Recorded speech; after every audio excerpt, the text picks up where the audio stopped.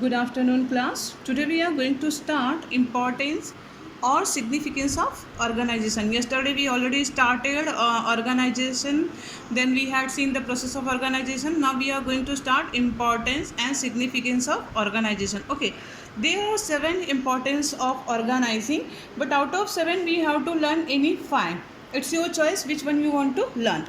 So let's start the importance as first importance. The first importance is benefits of specialization. Okay, as we had seen that in a process that we are selecting right person on the right job, we are selected right person on the right job. So because of that there is a benefit of specialization, so we can get the benefit of the right selection.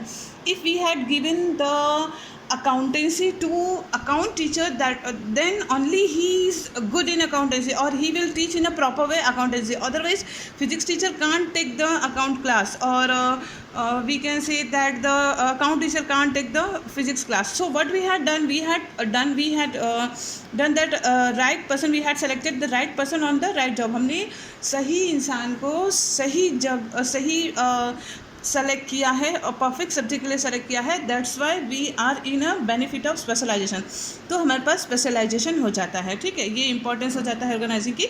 Organising करने की वजह से we are specialised. After that clarity in work relationship and we had seen in a process में आपने relationship को लेके देखा ना कि हम उसमें प्रॉपर रिलेशनशिप बना देते हैं. मतलब कि a particular person will be responsible to these 3 persons A B C. Now the next person is there, एक अलग होगा, वो अलग PQR के लिए होगा. PQR सबके लिए एक हेड होगा और बाकी सब हेड होंगे, सबऑर्डिनेट्स होंगे. एक सुपीरियर होता है, बाकी सब सबऑर्डिनेट्स होते हैं. तो ये रिलेशनशिप हम प्रोसेस में ऑलरेडी सेट कर चुके हैं. तो प्रोसेस के समय जब हम ये रिलेशनशिप सेट कर देते हैं तो क्लैरिटी रहती है रिलेशनशिप में. इसको अगर P को कुछ पूछना है तो वो इसी से आके पूछेगा, ना कि इससे जाके पूछेगा, या P ना B से पूछेगा, या P C से नहीं पूछेगा.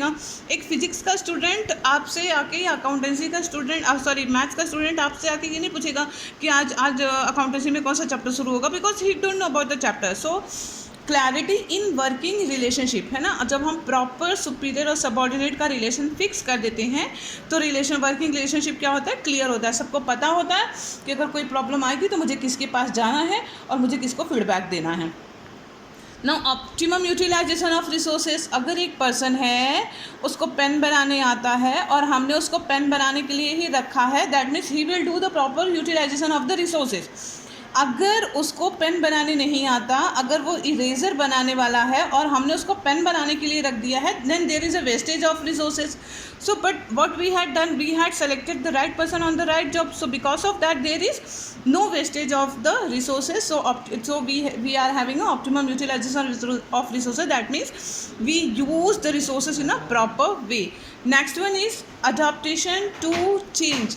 Because of lots of things we can adopt. There is we can adopt. That means innovative ideas. Sometimes we provide innovative ideas, or sometimes we take the innovative ideas from our employees. हम मतलब changes भी ले सकते हैं. अगर कोई employ कहता है कि इसको इस तरह से नहीं, हम इस तरह से कर सकते हैं, तो in a organisation we can adopt that. हम उसे उस तरह से भी कर सकते हैं. For example, if A don't want to continue with this particular person, so we shift over here. A को हम यहाँ शिफ्ट कर सकते हैं, नो मैटर. ठीक है, so that is the adaptation to change. Effective administration होगा. कैसे होगा? Because organisation provides a clear description to job and related duties. When we are selected the right person on the right job, so after that what we had done, we explain them their duties. हमने उनकी duties उनको explain कर दी थी कि कैसे क्या करना है और कैसे करना है, how we have to do that, है ना. तो जब हमने उसको ये बता दिया कि कैसे करना है और क्या करना है, then there is a effective administration. तो वो अपना काम प्रॉपर वे से करेगा and we can get the good result. Now the development of personnel. एक पर्टिकुलर पर्सन जिसे जो आता है, जैसे इसको पेन बनाने आता था तो हमने इसको पेन बनाने के लिए रखा.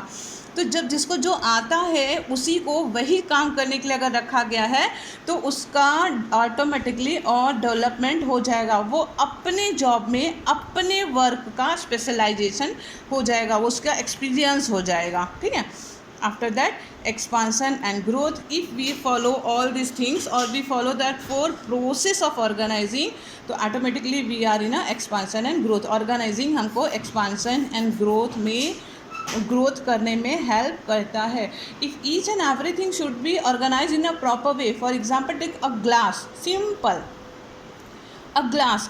If your father is saying or mother is saying I want a glass of water, मुझे एक ग्लास पानी चाहिए, तो आप बेडरूम में नहीं जाओगे या ड्राइंग रूम में नहीं जाओगे, आप सीधा सीधा कहाँ जाओगे, किचन में जाओगे. क्यों किचन में जाओगे? Because you know the glass, we can get the glass in the kitchen.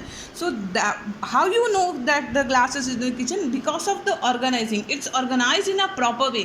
Glass आपको किचन में ही मिलेगा, रिमोट आपको ड्राइंग रूम में ही मिलेगा, है ना. एसी का रिमोट आपको बेडरूम में ही मिलेगा. तो the thing should be kept in a proper way, that is known as the organising. And when the things are kept in a proper way, so we can get the specialisation. There is no wastage of the resources, there is a good relationship between the workers and we are in a expansion and the growth. Clear हो गया? Done.